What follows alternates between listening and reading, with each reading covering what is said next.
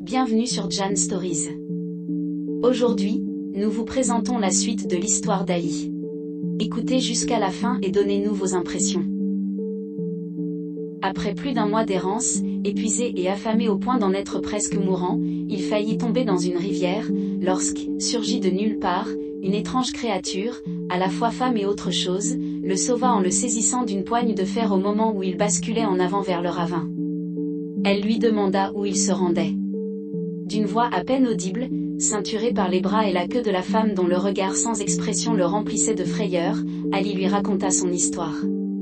Et, sans un mot de plus, la femme plongea dans l'eau avec lui. Il tremblait de terreur dans ses bras, et encore plus qu'en sous la surface, l'eau disparut et ils se retrouvèrent dans un autre monde, devant une imposante maison.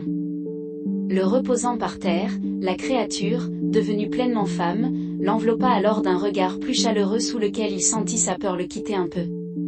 Elle se dirigea vers la maison en lui ordonnant de la suivre. Il se sentit écrasé par la splendeur jamais rêvée de cette maison. Ils y trouvèrent une dame tout aussi magnifique que celle qui l'accompagnait. Cette dernière se pencha alors sur Ali, presque mort de faim, de fatigue et de peur, et se présenta du nom de Mara. Après l'avoir conduit dans une pièce de rêve où tout étincelait de beauté et de lumière, pour lui donner à manger, les deux femmes parlèrent un moment, et Mara confia Ali à cette autre femme. Celle-ci prit soin de lui tous les jours, le nourrissant et veillant sur lui jusqu'à ce qu'il retrouve ses forces. Alors, Mara revint et lui annonça qu'il resterait sous sa protection jusqu'à ce qu'elle décide de son sort. Un sort qui dépendra de son comportement, Ali devrait être obéissant et travailleur en tout temps.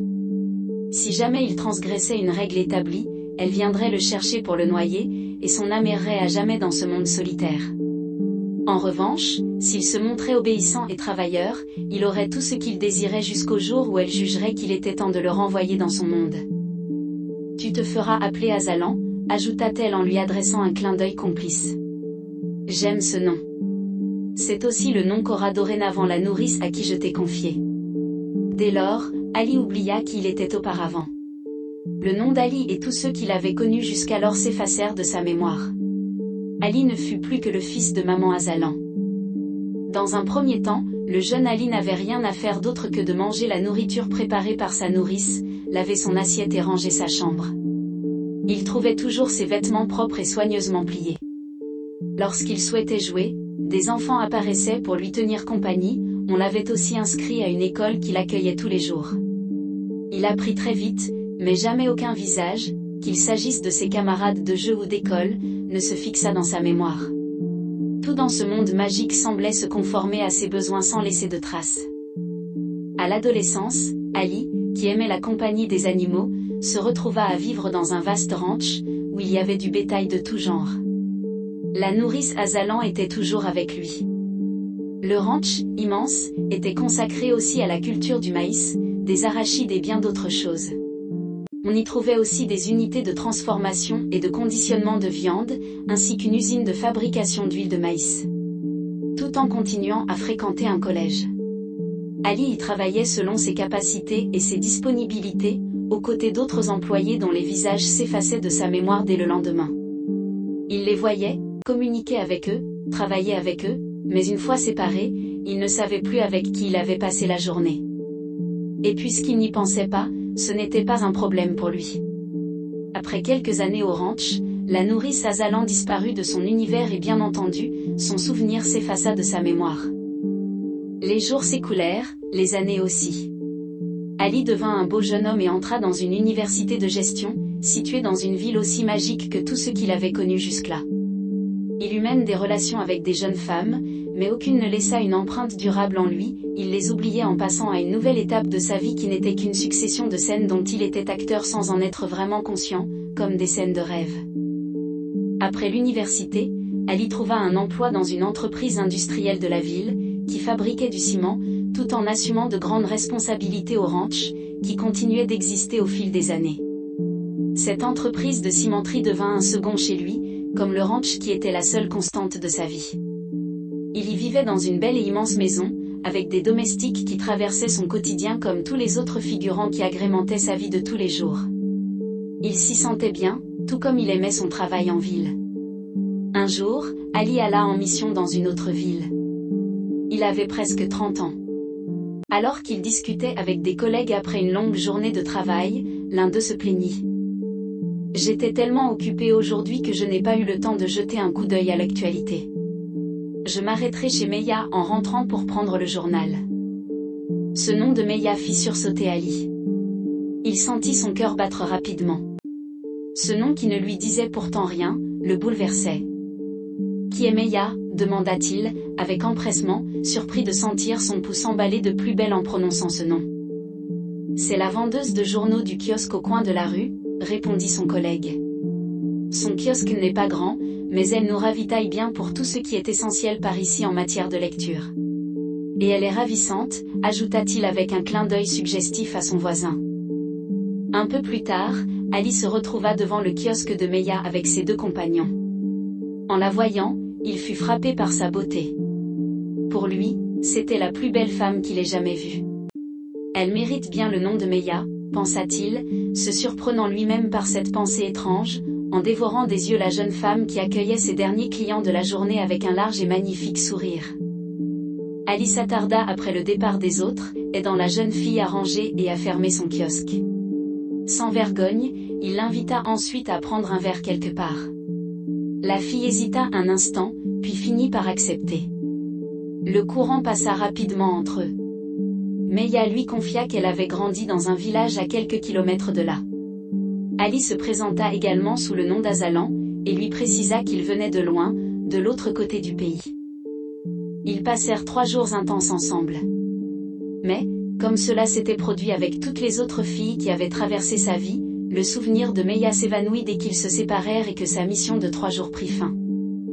Un peu plus d'1 an après cette rencontre, alors que Ali était assis à son bureau en train de se détendre après une rude journée de travail, Mara se matérialisa devant lui. C'était la première fois qu'il la revoyait depuis qu'elle l'avait confiée à une nourrice 20 ans plus tôt. Le temps n'avait pas altéré son apparence. « Je viens te dire que ton séjour ici est terminé, » dit-elle sans préambule, tandis qu'Ali, sous le coup de l'émotion, se levait précipitamment. Mais, balbutia le jeune homme, terrifié, croyant qu'elle voulait dire qu'il allait être licencié. Mara l'interrompit et lui dit alors qu'elle était une fée, et qu'il n'était pas ici dans son monde. « Dans mon monde ? Je ne comprends pas, répliqua-t-il perdu. « Je crois que tu n'as pas bien saisi ce que je viens de dire, reprit la dame patiemment. Je suis une fée, et toute ta vie ici n'a été qu'une parenthèse dans ta vie réelle. Tu vas maintenant rentrer chez toi. » Et sans lui laisser le temps de comprendre ce qu'elle voulait dire, elle souffla sur la face du jeune homme, et tout d'un coup, Ali se remémora sa vie jusqu'à sa fuite dans la forêt et sa rencontre avec Mara. Toute la souffrance endurée à l'époque reflua dans son esprit et il sentit la terreur le plier lui obscurcir l'esprit. Quelle vie l'attendait donc maintenant ?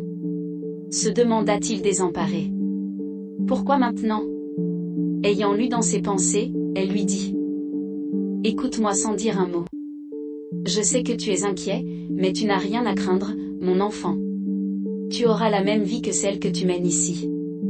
Mieux encore, tu vas bientôt retrouver tous tes esprits, dans une ville de chez toi, où tu seras le propriétaire du ranch, ainsi que de l'usine de ciment dans lesquelles tu travailles depuis. Mais, comment, tenta-t-il de parler, interloqué. Mais Mara l'interrompit. Je t'ai demandé de m'écouter sans rien dire, gronda-t-elle. Tu as mérité tout cela par ton travail. La seule chose que je te demande, c'est de continuer à travailler sans relâche et de consacrer au moins la moitié de tes gains provenant de tes différentes usines à t'occuper des orphelins.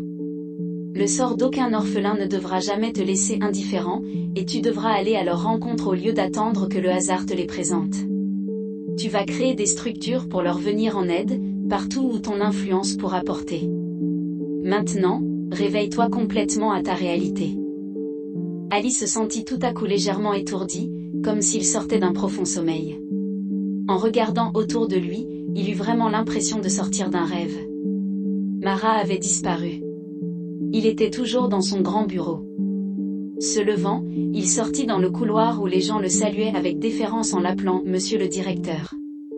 Tout lui était comme avant, mais cette fois-ci, il avait pleinement conscience de ce qui l'entourait et de qui il était. Il retourna dans son bureau et se laissa tomber dans son fauteuil, tentant de comprendre comment tout cela était possible. Interrompant ses pensées, son assistante entra. C'était une très belle femme, dont les traits et même la tenue différaient de ceux de Mara. Malgré cela, et le fait qu'elle venait de le quitter sous une autre apparence, l'instinct d'Ali lui dit que c'était encore elle. Elle lui tendit un dossier, mais il était trop abasourdi pour le prendre. « Oui, c'est bien moi, dit-elle calmement. Le moment est venu pour moi de partir définitivement, mais je me devais encore te briefer sur certains points avant de m'en aller, ajouta-t-elle en l'invitant du regard à prendre le dossier. Ali le prit et l'ouvrit avec des mains tremblantes. Il était toujours sous le choc, et ne réalisait vraiment pas tout ce qu'elle lui disait. Il s'agit des projets de ta nouvelle fondation d'aide aux orphelins, que tu as initiée en faveur des nécessiteux de ton village natal. Je sais que tu te demandes ce que tu vas raconter aux gens qui t'interrogeront sur ton passé. Eh bien, tu n'as pas le droit de parler de moi. Ton histoire, celle que tu as le droit de raconter dans ce monde est que tu es le fils adoptif de Madame Bania Azalan, décédée il y a quelques années. Tous les papiers d'adoption sont en règle dans ton coffre au ranch. Il y a même la photo de cette mère chez toi, même si tu ne te souviens pas d'avoir déjà vu cette photo. Tu vas retrouver son image dans ta mémoire en arrivant chez toi. C'est la nourrice qui s'est occupée de toi quand tu es arrivé chez nous. Il s'agit d'une de mes collaboratrices. Elle est connue ici comme ta mère et la fondatrice et propriétaire de toutes les entreprises dont tu as hérité. Soit dit en passant, tu es ici à Lagos. Lagos ? Sursauta Ali. Son village natal était loin dans le nord. Mara donna encore quelques instructions à Ali, avant de l'inviter à prendre connaissance du dossier en lui apprenant qu'il avait prévu de se rendre dans son village le lendemain. Alors qu'il baissait les yeux sur le dossier, elle disparut. Ali sortit du bureau quelque temps après pour essayer de s'imprégner de cette réalité qui l'avait toujours entouré, d'après Mara, pendant qu'il la vivait plutôt en rêve. Il longea le couloir d'un bout à l'autre, puis, descendit les escaliers pour faire la même chose à l'étage en dessous, avant de décider qu'il fallait remettre cet exercice à plus tard. Il avait trop de choses à faire pour ce soir. Au parking, il n'eut aucun mal à retrouver sa voiture.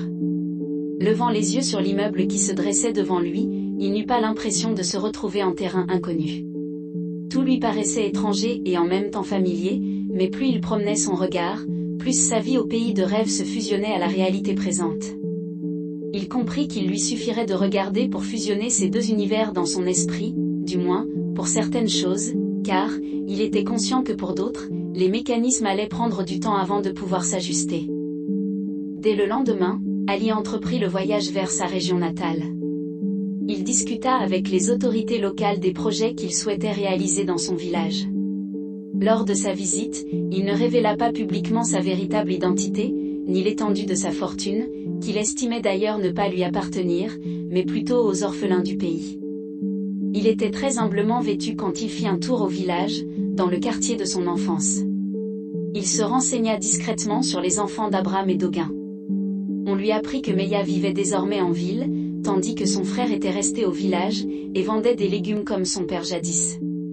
Ali chercha à le rencontrer, et lui dit qu'il était là pour le compte d'une fondation du nom de Fondation Azalan, qui s'occupait des orphelins, et qu'il pourrait gagner un peu d'argent comme lui, en parcourant toute la région pour recenser les orphelinats pour cette fondation. Il lui laissa l'adresse à laquelle il devait envoyer les informations recueillies. Ali alla ensuite chez son oncle et se fit connaître en leur apprenant qu'il était leur petit Ali, et que depuis des années, il vivait à Lagos où il essayait tant bien que mal de survivre grâce à de petits boulots. Ils étaient tous là, entassés dans cette petite maison encore plus branlante que jamais. La misère leur suintait par tous leurs pores. Tamila avait dans ses bras un bébé famélique au regard vide. Il devait apprendre peu après qu'aucun de ses cousins n'avait pu se détacher du cocon familial pour aller gagner sa vie ailleurs. Aucun d'eux ne montra une émotion particulière de le revoir ou du soulagement de le savoir en vie après plus de 20 ans sans avoir de ses nouvelles. « Peut-on savoir pourquoi tu as enfin décidé de revenir ?» demanda âprement le vieux Kofi choqué qu'Ali n'ait pas pensé à leur apporter quelques présents de la ville pour leur témoigner sa reconnaissance d'avoir pris soin de lui après la mort de ses parents. « Petit ingrat !»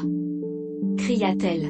« Non seulement tu t'es enfui sans le moindre égard pour ta famille, mais tu oses revenir ici bras ballants comme si on s'était quitté seulement tout à l'heure alors que tu viens d'avouer que tu gagnes bien ta vie à Lagos.